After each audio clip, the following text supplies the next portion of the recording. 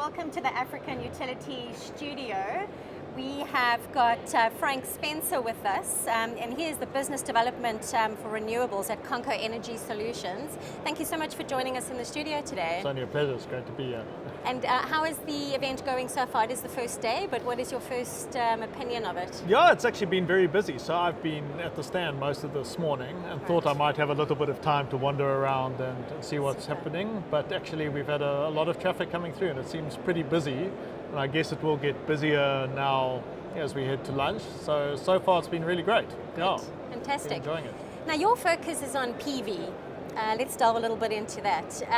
Where do you see PV going in Africa at the moment? Is it on the right track? So I think we're getting onto the right track. Obviously Africa is one of the best solar resources globally, and the prices of solar projects have plummeted in the last few years. So I think particularly in Africa you're starting to see the price of energy from solar being very competitive, if not more competitive than your alternative technologies, or at least the fossil fuels or even the nuclear technologies. And so the amount of interest, particularly in solar and PV projects in Africa, is certainly growing massively at the moment. And with South Africa actually having proven to date it can be done, I think we're going to see a lot of follow-on from the rest of Africa in the next few years. Fantastic. What are the most interesting markets for you at the moment as a company? So for us as a company, obviously South Africa is perhaps our home market, but we are represented already in 18 countries across Africa. At the moment, the markets from a solar perspective that we're very active in, firstly, is Namibia. Namibia has a very good program at the moment for 5 megawatt class PV projects, and a number of those are coming to financial close at the moment. There's also a lot of activity in the likes of Ghana, Ethiopia, Kenya, Tanzania. So we're starting to look at projects in those markets as well. But certainly I think there almost isn't a country in Africa that's not looking at or already executing solar projects at some scale.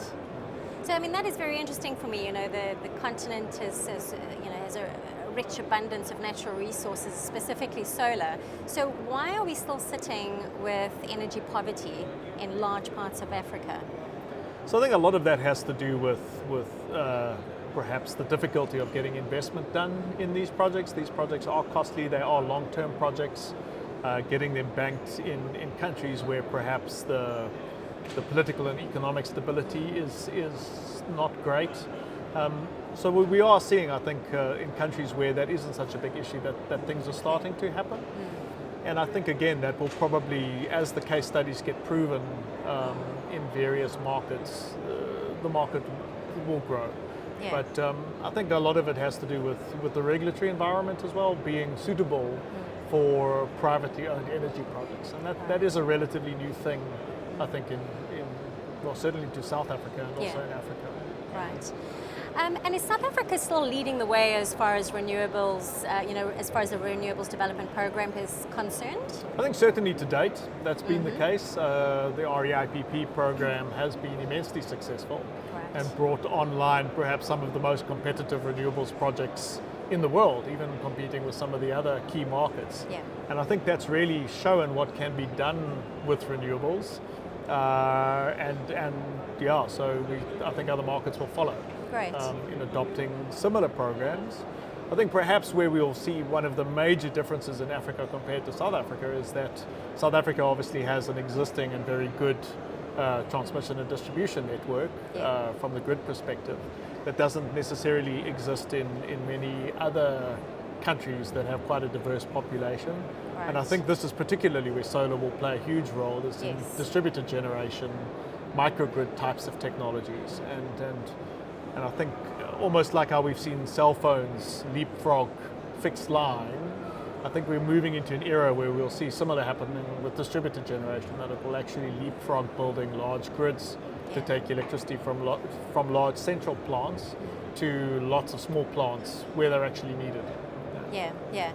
Certainly. I mean, I remember last year I was interviewing Eskom, and they were saying that they were having difficulty in linking up a lot of the new resources, new wind developments to the existing transmission link. So it would really make sense that these microgrids are almost planned first and then linked up you know, to the central line at a later stage? Is that where you think it's all possible, going? yeah. Right. And I think what will be the game changer, and there's a lot of talk around storage technologies, and as those prices come down, that's what will drive the adoption of microgrids. When we're not far off from complete solar battery systems that are completely off grid, actually competing with grid prices.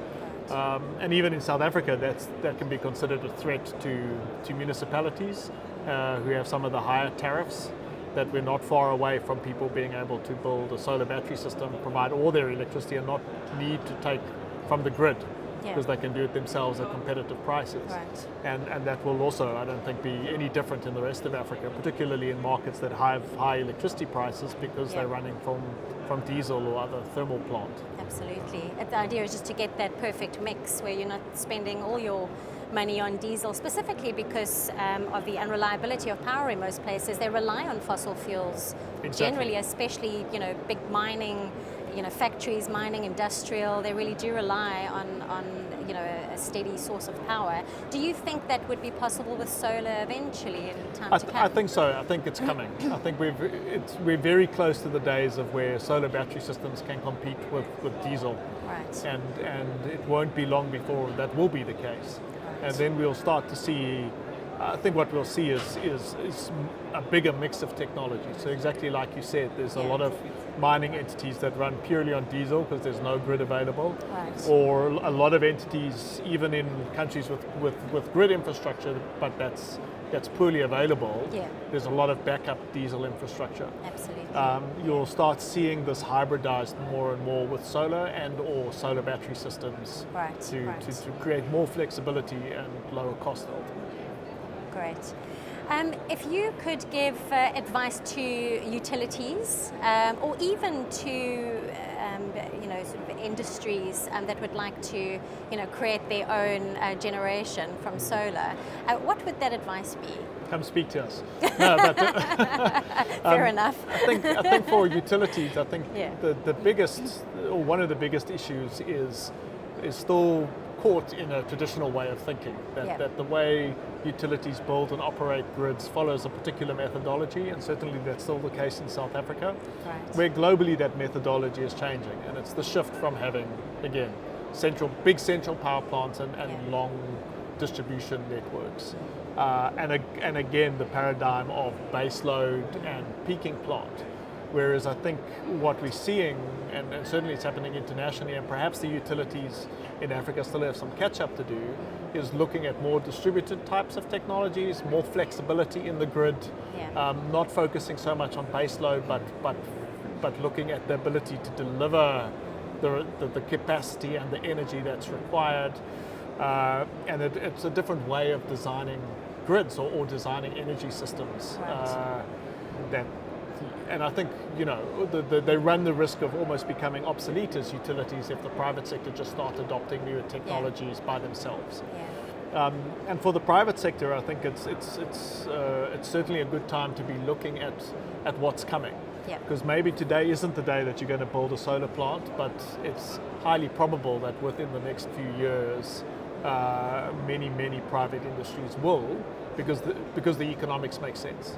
And we're seeing that already in South Africa, a huge adoption by the private sector where they can of solar PV, because it makes economic sense. And we would have a significantly bigger private market if the regulatory barriers weren't so difficult in South Africa for the private sector, for private PV. Whereas perhaps those barriers don't exist in other markets. And I'll talk for Namibia. You go to Namibia, you'll see solar everywhere, because they actually encourage it and it makes sense, and they're getting the private sector to build power plants. So it's quite exciting. Right. Okay, well, I mean, Africa is quite a large space and covers many countries, and I'm guessing that the more they will communicate with each other, especially when they have successes in this particular field, that can only help the whole situation. Absolutely, and that's why it's great to have conferences like this one, where you've got people coming from utilities and other private markets across Africa to exchange knowledge and learn and see how, perhaps see how things can be done with exactly. renewables. Yeah. Well, thank you so much for your time. I hope you enjoy the rest of the event. It's only the first day, so I'm sure you've got an action-packed couple of days. But thank you so much again for joining us. Only a pleasure. Thank you. Thank you so much for joining us. I am Denise from Njirati.